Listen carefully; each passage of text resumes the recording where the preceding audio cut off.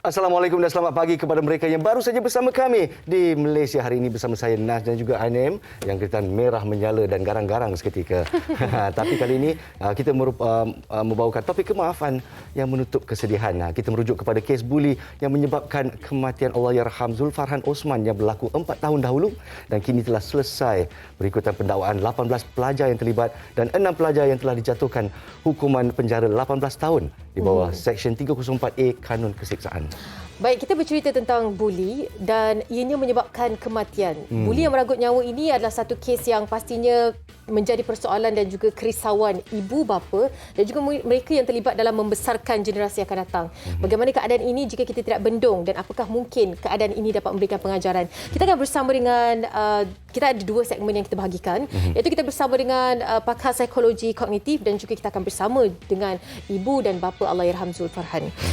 Terlebih dahulu kita perkenalkan Profesor Madya Dr. Rozaini Khairuddin, pakar psikologi kognitif dan juga sebenarnya beliau merupakan bekas Presiden Persatuan Psikologi Malaysia UKM dan ahli eksekutif Kesatuan Sains Psikologi Malaysia. Assalamualaikum doktor. Assalamualaikum doktor. Waalaikumsalam. Terima kasih kerana meluangkan masa bersama kita pagi ini untuk topik yang sangat menyentuh hati rakyat Malaysia buat masa ini ya. Jadi sebelum kita teruskan dengan wawancara bersama dengan ibu dan bapa Allahyarham, apa kata kita lihat bingkisan kita ini untuk mengenali dengan lebih dekat atau kita cakna akan apa pengisian kita pada pagi ini. Saksikan.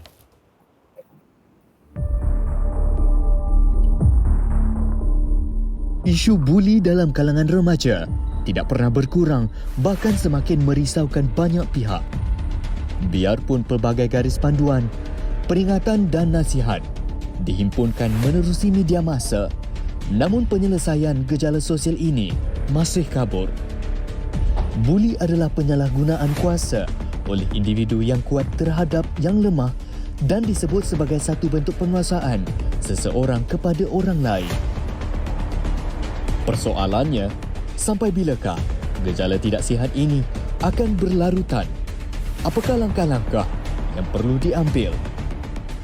Sepatutnya buli ini tidak berlaku di mana-mana institusi pendidikan lagi sebenarnya. Tak relevan dalam buli ini sebenarnya. Walaupun sebersamaan ni kita tak puas hati dengan seseorang tu, kita tak patut buli seseorang tu. Dari siapa yang layak dibuli. Antara usaha yang boleh kita lakukan untuk membendung gejala buli ini ialah seperti menguatkuasakan undang-undang yang tegas kepada si pembuli. Gejala buli ini harus dihentikan sama ada dekat sekolah, asrama, kolej, IPTA dan IPTS dan paling penting dekat tempat bekerja.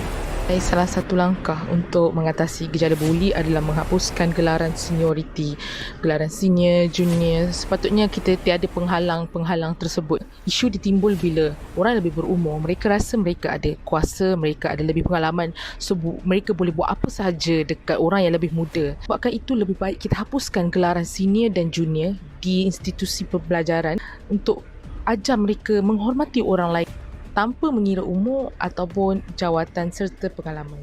Sekiranya berlaku dalam pengetahuan kita sebagai orang dewasa, hendaklah kita mencari jalan untuk menyelesaikan demi kebaikan si pembuli tersebut dan terutamanya mangsa yang telah dibuli itu.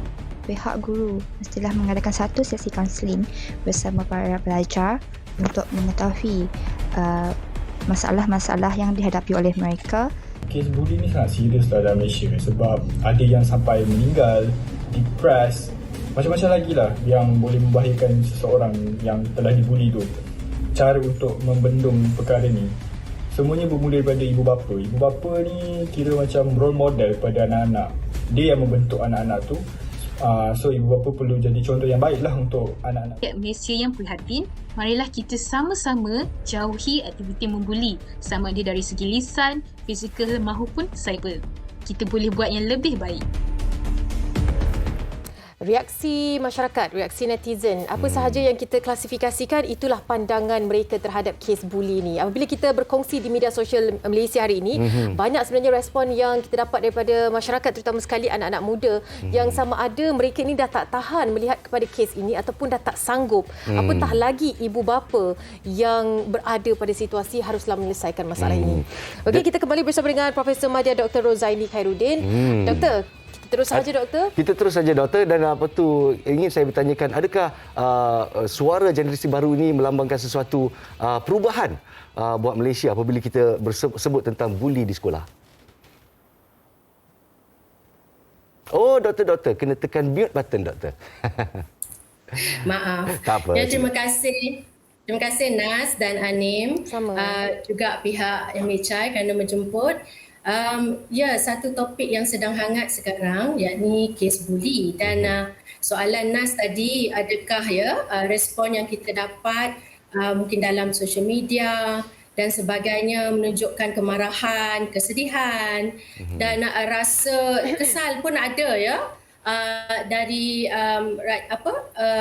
orang ramai dan sebagainya. Jadi satu yang saya dapat lihat ialah satu kesedaran, satu awareness di mana kita tahu buli itu sendiri bukanlah sesuatu yang baru dan bukan saja di Malaysia, tapi malangnya di Malaysia memang ada kes ini yang sedihnya sampai kes kematian. Itu sesuatu yang amat perlu, bukan sahaja pihak yang berkuasa tetapi rakyat jelata kita semua berperanan supaya lebih berprihatin dan lebih sedar akan keburukan tingkah laku buli yang kita semua tidak senangi ini. Begitu Nas, Anim. Terima kasih. Doktor, bila kita cakap tentang buli yang menyebabkan kematian ini, maknanya berlaku keganasan dan juga kekejaman. Mereka tidak berhati perut sehingga sanggup melakukan perkara itu. Jadi bagaimana anak yang dilahirkan ibarat satu kertas putih yang cukup bersih, yang cukup suci, bagaimana mereka boleh berubah menjadi orang yang cukup ganas dan kejam? Apa faktor yang menyumbang sehingga ianya boleh berlaku terhadap diri seseorang itu, doktor? Terima kasih Anim. Satu soalan yang sangat penting, bukan sahaja menarik tetapi penting untuk kita lihat bersama. Jadi saya akan respon dari perspektif psikologi, dan juga daripada apa yang dari kepakaran dan juga kajian yang kita telah lakukan. Tingkah laku buli kita tahu, kita tahu bahawa ini adalah satu tingkah laku agresif yang tidak disukai, tidak disenangi, yang sebenarnya mengakibatkan satu ketidakkeseimbangan kuasa. Jadi kita tahu bahawa buli, pembuli itu mempunyai kuasa yang berautoriti. Jadi saya suka sentuh soalan yang diajukan oleh Anim tadi. Mengapa sampai begitu kanak-kanak atau remaja, dan ini kita tahu bukan sahaja dari peringkat remaja kanak-kanak, juga orang dewasa, mengapa mereka boleh jadi pembuli. Jadi di antara faktor yang perlu kita tahu apa yang menyebabkan seseorang itu mungkin boleh menjadi pembuli ialah yang pertamanya sebenarnya ialah masalah tingkah laku mereka sendiri. Sikap mereka sendiri yang lebih kepada deviant. Apakah itu deviant? Deviant ialah bercanggah daripada norma. Macam kita kita normal kan, tetapi mereka ni dah jadi deviant, luar, bercanggah daripada apa yang sepatutnya norma. Jadi kalau kita katakan deviant atau bercanggah dengan normanya, semuanya kebanyakan ibu bapa yang kita wawancarakan bila kita lihat kes buli ini, anak saya bukan macam tu, mana dia belajar semua ni? Adakah ia berasal daripada ibu bapanya sendiri ataupun keadaan di rumah, ataupun kalau kita cerita tentang sekolah residensi ataupun sekolah asrama, mungkin budaya ini telah pun terlalu terterap di dalam sekolah asrama sehingga kita tak ada jalan keluar di sana. Pendapat doktor?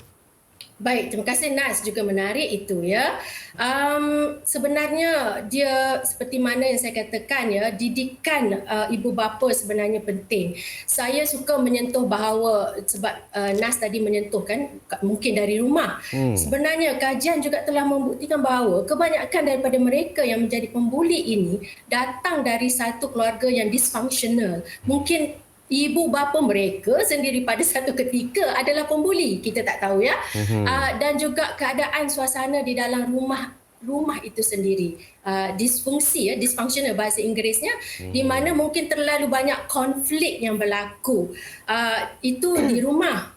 dan kami sebagai pakar psikologi percaya bahawa seseorang itu dididik atau perkembangannya memang dipengaruhi oleh of course nature, diri mereka sendiri, tetapi lebih kuat ialah pengaruh persekitaran. Jadi itu kita boleh lihat. Cakap pasal pengaruh persekitaran ya, di sekolah asrama juga adalah satu persekitaran jika yang tidak sihat ya, yakni pengaruh rakan NAS. Itu saya nak tekankan di situ. Sebelum kita menyambung tentang banyak lagi tentang isu-isu ini, pastinya pelbagai faktor yang menyumbang kepada keadaan ini.